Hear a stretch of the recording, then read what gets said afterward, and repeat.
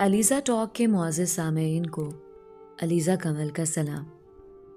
दोस्तों, शुरू करते हैं आज की कहानी। जिन दिनों मैं थर्ड ईयर में थी, बहुत परेशान रहने लगी थी, क्योंकि वालिदैन मेरी शादी आफताब से करने का इरादा कर चुके थे, जो मेरा काज़न था, जबकि मेरे ख्यालों में सफ्तर बस चुका था, मेरे 2 सालों का हमसफ़र। किस्सा ये था कि हम इत्तेफाक से एक ही बस में बैठा करते थे। वो भी थर्ड ईयर का स्टूडेंट था और गांव से शहर पढ़ने आया हुआ था। शुरू में वो मुझे कानी अखियों से देखता रहता, फिर मेरा किराया भी देने लगा। मैं तो यूं खामोश थी कि दूसरे मुसाफिर गलत न समझ लें, लेकिन वक्त के साथ साथ हमारी जान पहचान बढ़ने लगी और हम कॉलेज में बातचीत भी करने लगे। फिर ऐसा वक्त आया कि जिस रोज़ वो किसी बाइस कॉलेज ना आता या बस में मौजूद ना होता तो मैं परेशान हो जाती थी। मैं 6 भाई बहनों में सबसे बड़ी और वालिदैन की प्यारी बेटी थी। उन्होंने कभी मुझे डांटा डपटा और ना किसी चीज़ की कमी का एहसास होने दिया था। मेरे वालिदैन ज़्यादा अमीर ना थे, मगर मैं जो चाहती मिल जाता था। उनका बस चलता तो सारे जहां की खुशियां मेरे दामन में भर देते। अम्मी ने जब बताया कि इम्तिहानों के बाद हम तुम्हारी शादी की तारीख रख रहे हैं, तो दिल पर बिजली सी गिर पड़ी। मैं किसी सूरत आफताब की दुल्हन बनने को तैयार न थी। खोई खोई और उदास रहने लगी तो अम्मी ने महसूस कर लिया कि मैं किसी उलझन का शिकार हूं। उन्होंने मुझसे पूछा, क्या बात है, तुम क्यों हर वक्त आरज़ुदा और परेशान रहती हो? हमने तुम्हें खुश करने में कोई कमी तो नहीं रखी, फिर तुम्हें किस बात की परेशानी है? मैंने हिम्मत करके उनको बता दिया कि मुझे आफताब से शादी नहीं करनी। उन्होंने बहुत समझाया कि आफताब से मेरी निस्बत बचपन से ठहरा दी गई थी और हमारे बुजुर्गों का फैसला है। वो तुम्हारे चाचा का बेटा है, देखा भाला और खूबसूरत और खूबसीरत है। आखिर उसमें कमी क्या है? सबसे बढ़कर ये अपने लोग हैं। ये बात सही थी कि वो अपने लोग थे। मेरे वालिद और चाचा में बेहद प्यार था और चची भी हम पर वारी सदके होती थीं। ऐसा रिश्ता छोड़ देना कहाँ की अक्लमंदी थी। एक ऐसे अजनबी की खातिर जिसका कोई ठोर ठिकाना अता पता तक मालूम ना था। माँ की बातें मेरे दिल को लगती थीं। मुझको आफताब कभी भी बुरा ना लगा था। वो इंजीनियर बन रहा था, उसका मुस्तकबिल रोशन था, घराना भी मालदार था, मगर बुरा हो दिल की लगी का। अपने आन आदर्शों का क्या करती, जो उस वक्त सुनहरे ख्वाब बनकर मुझे भटका रहे थे। गर्चे उन सुनहरे ख्वाबों की हकीकत उस जमाने में महज शराबों की सी थी। ताहम मुझे इस बात का इल्म कहाँ था कि हकीकी जिंदगी में ख्वाबों की कोई हैसियत नहीं होती। ये शबनम के उन नाजुक कतरों की मानिद होते हैं जो सूरज की पहली किरण पड़ते ही उड़ जाते हैं। ये कुदरती बात है कि जब जुदाई पड़ने वाली हो या जुदाई की बातें होने लगे, किसी की मोहब्बत जो दिल दुखा रही होती है और भी बढ़ जाती है। मेरे साथ भी यही हुआ। जो ही आफताब के साथ मेरी शादी के तस्करे होने लगे, मेरे दिल में सफ्तर की मोहब्बत ने शिद्दत पकड़ ली, जैसे हवा के झोंकों से जंगल की आग जहन्नम की शक्ल इख्तियार कर लेती है। सफ्तर ने मुझे कभी मुखातिब करने की कोशिश नहीं की थी।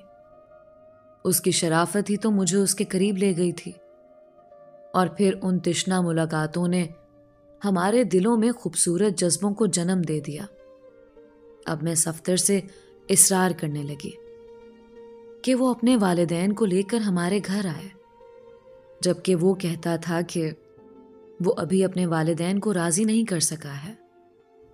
ताहम उसने मुझे कई बार तसल्ली दी कि दुनिया चाहे इधर की उधर हो जाए, मैं तुमसे कभी बेवफाई ना करूंगा।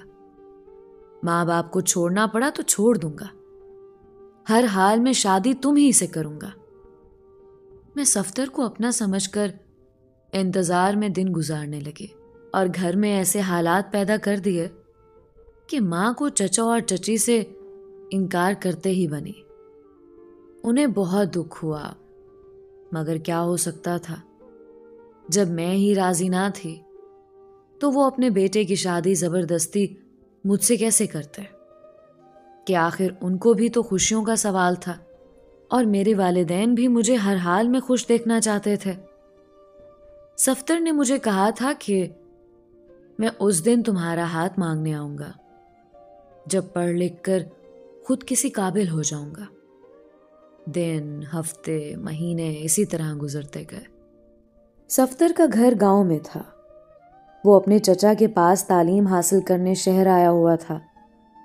उसने कॉलेज की तालीम मुकम्मल कर ली और यूनिवर्सिटी में दाखिला ले लिया। मैं भी ग्रेजुएशन मुकम्मल करके घर बैठ गई। आफताब की शादी हो गई। मुझको जरा सा भी कलक ना हुआ, बल्कि खुशी हुई कि उसका घर तो बस गया। जबकि मुझे सफ्तर का इंतजार था कि आज नहीं तो कल वो मुझको ब्याने जरूर आएगा। इस दौरान मेरी छोटी बहन की शादी भी हो गई। सफ्तर अक्सर अपने गांव जाता और 2-3 दिन बाद ही लौट आता था। मैं भी सिलाई का कोर्स करने के बहाने घर से निकलती और उसे बाहर मिल लिया करती। एक दिन उसने कहा, तैयबा, मेरी बहन की शादी है, इसलिए इस बार गांव जाऊंगा तो कुछ दिन लग जाएंगे। मैं बोली, अगर बहुत दिन के लिए जा रहे हो तो फिर मत ही जाओ। वो बोला, अच्छा ठीक है, नहीं जाता। वालिद साहब से कोई ना कोई बहाना कर दूंगा। तभी मैंने सोचा कि मैं कितनी खुदगर्ज हूं, सफ्तर को उसकी बहन की शादी पर जाने से रोक रही हूं। मुझे ऐसा नहीं करना चाहिए। सफ्तर दिल में क्या ख्याल करेगा। मैंने उसे कहा, ठीक है, तुम्हारी बहन की शादी है, तुम गांव जाओ, लेकिन 15 दिन बाद जरूर वापस आ जाना। मैं बहुत उदास रहूंगी, तुम्हारे बगैर दिल ना लगेगा। सफ्तर गांव चला गया। एक माह गुजर गया और वो ना लौटा। लगता था जैसे वो वापस शहर आना ही भूल गया था। 1-2 और फिर 3 माह गुजर गए। आखिरकार उसका खत आ गया। लिखा था, परेशान मत होना, मेरी कुछ मजबूरियां हैं, तभी जल्द नहीं आ सकता। ताहम जिस कदर जल्द हो सका आने की कोशिश करूंगा। और फिर वो दिन भी आ जाएगा जब मैं तुमको अपनी दुल्हन बनाकर ले जाऊंगा। मैंने तो सफ्तर पर एतमाद किया था, फिर क्यों ना उसका एतबार करते। उसका इंतजार तो अब मुझे उम्र भर करना था। मैं उसके इंतजार में दिन रात जलती रहती। अब मैं थी और मेरी तन्हाइयां थी। हर रोज उसे याद करती। नमाजें पढ़ पढ़कर खुदा के हुजूर दुआ करते कि ए अल्लाह, वो वापस आ जाए, उसको अच्छी नौकरी मिल जाए ताकि वो मुझको अपनाने के काबिल हो जाए। अम्मी भी अब रोज ही पूछती थी कि जिसकी खातिर तुमने अपने मंगेतर को छोड़ा है, वो अभी तक तेरा हाथ मांगने क्यों नहीं आया। मुझे तो लगता है कि वो फरार ही था और अब कभी नहीं आएगा। जब वो ऐसा कहती तो मेरा दिल बैठ जाता था।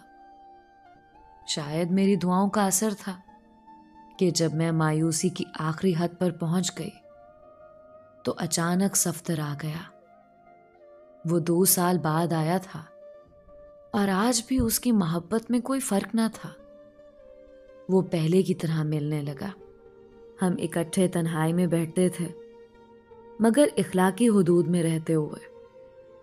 और मुझे उसकी यही बात पसंद थी। मैं उसकी शराफत से मुतासिर थी, उस पर एतमाद करती थी। उसने बताया एमए के बाद मैं नौकरी की तलाश में था। नौकरी मिलती ना थी।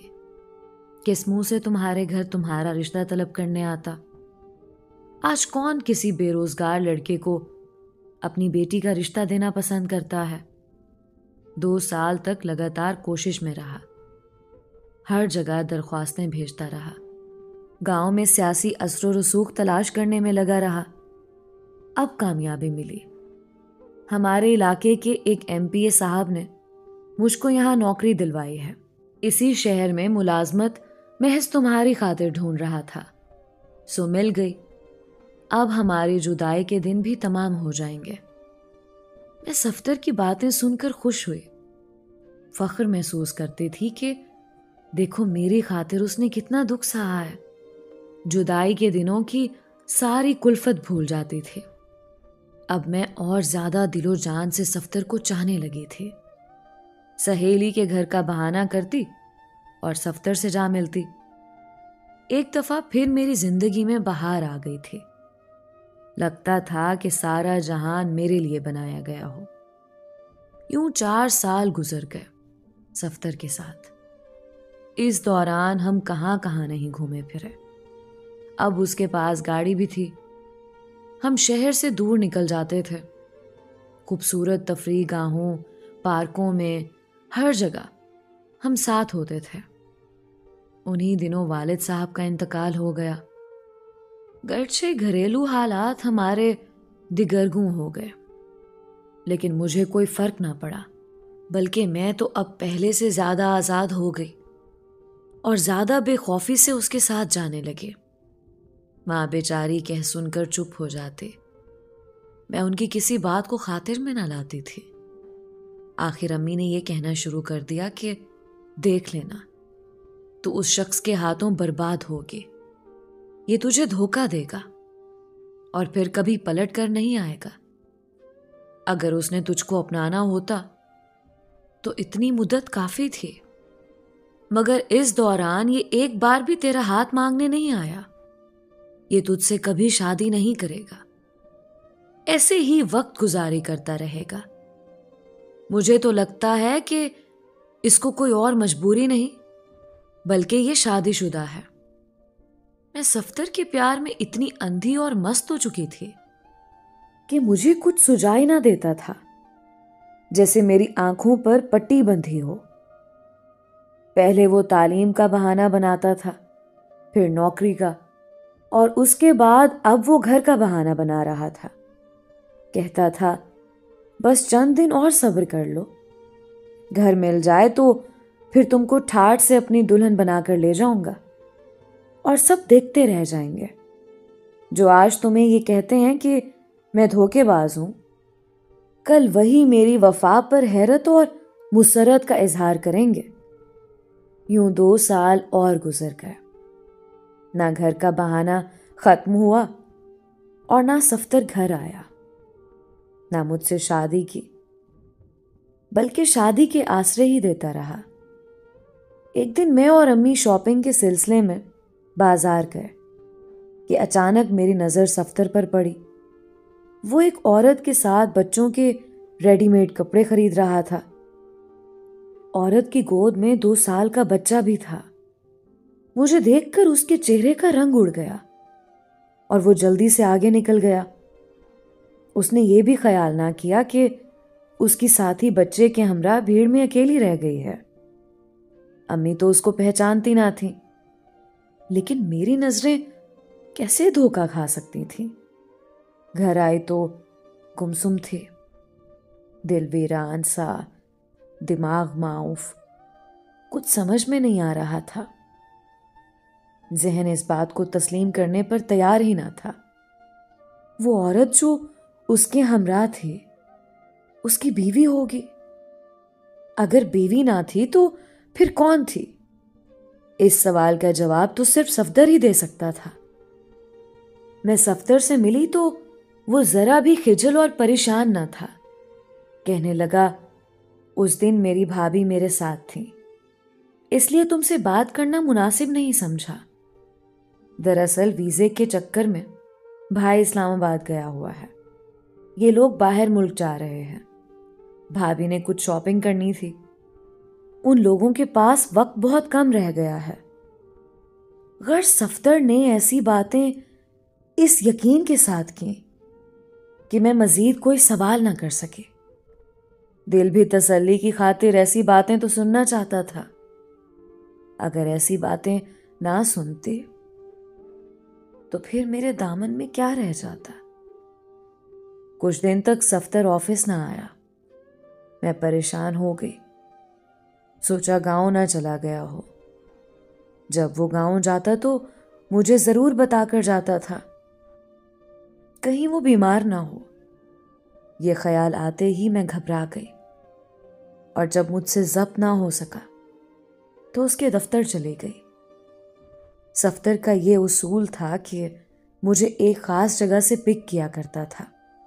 उसने सख्ती के साथ मना कर रखा था कि कभी मेरे दफ्तर में मत आना।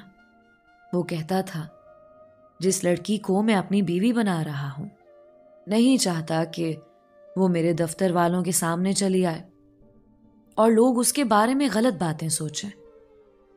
ये मैं बर्दाश्त नहीं कर सकता। उसकी सीट खाली थी। मैंने उसके कोलीग से मालूम किया।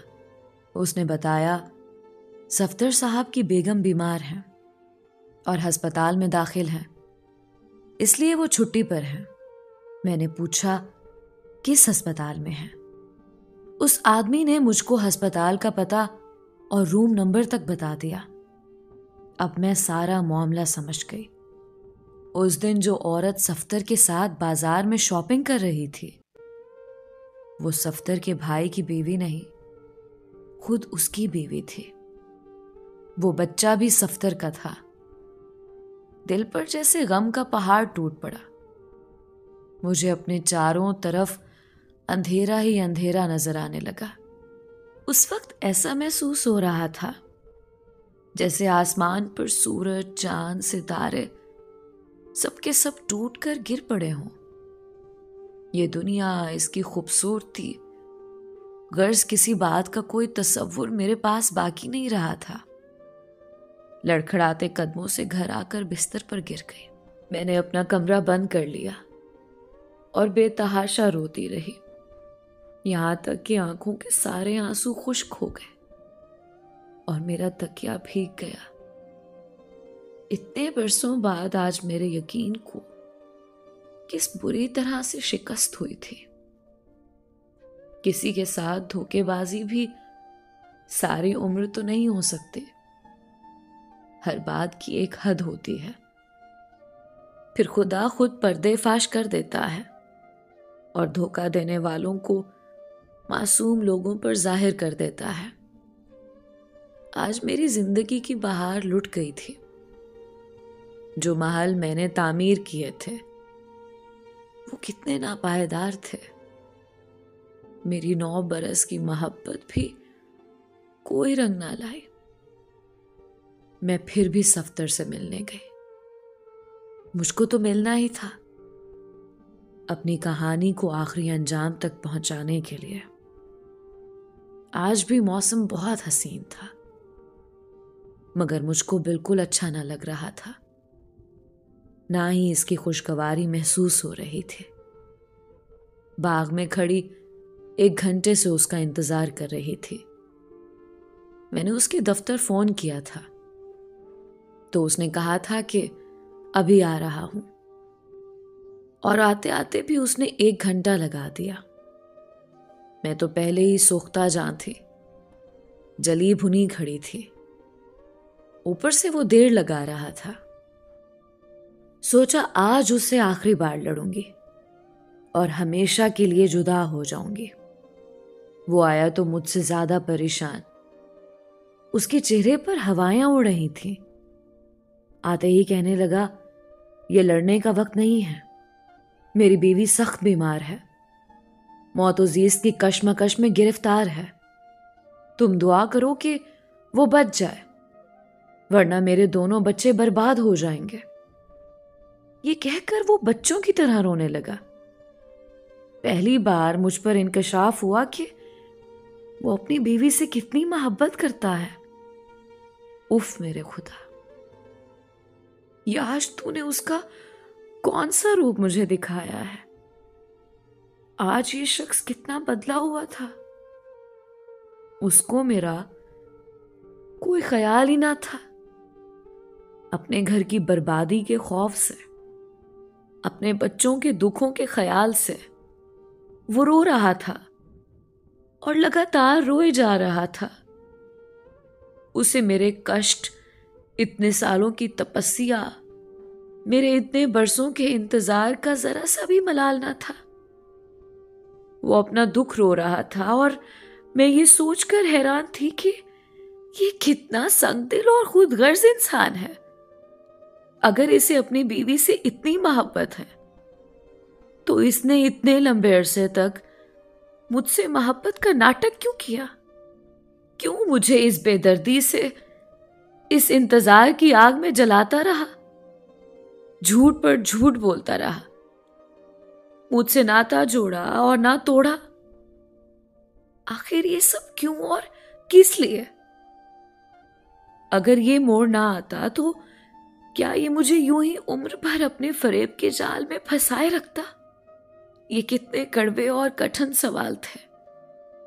और वो था कि मेरी हालत पर एक नजर डालने का रवादार न था, बल्कि मेरी जानिब रहम तलब निगाहों से देखे जाता था, जैसे मैं आगे बढ़कर उसको गले लगाकर उसके आंसू पोंछ लूंगी। वो तो इतना भी ना कह रहा था कि मुझको माफ कर दो तैयबा, मुझसे गलती हो गई है, मैंने तुमसे झूठ बोला था। बस यही कहता रहा कि दुआ करो कि मेरी बीवी सलामत रहे, वो ठीक हो जाए। मैंने दुआ तो की, मगर उसके बाद फिर लौट कर वापस उस रास्ते पर कदम न धरे कि जिस पर फूलों की शक्ल में दुख के कांटे ही कांटे भरे थे। अगर उस दम मेरी मां का कंधा मुझे मयस्सर ना आता तो मैं मर चुकी होती। खुद से अजल ना आती तो शायद खुदकशी कर लेती। कैसा शदीद दुख था उस वक्त का कि मैं कभी अपने लफ्जों में समेट नहीं पाऊंगी। सफ्तर ने मुझे ज़हनी मरीजा बनाकर रख दिया। इतनी तकलीफ थी कि कभी भी लफ्जों में नहीं लिख पाऊंगी। दोस्तों, ये थी तैयबा की दुख भरी कहानी। अपनी राय का इजहार कमेंट्स में ज़रूर किया करें। मिलते हैं एक नई कहानी के साथ। तब तक के लिए अलीज़ा कमल को इजाज़त दीजिए। अल्लाह आपका हामी और नासिर हो।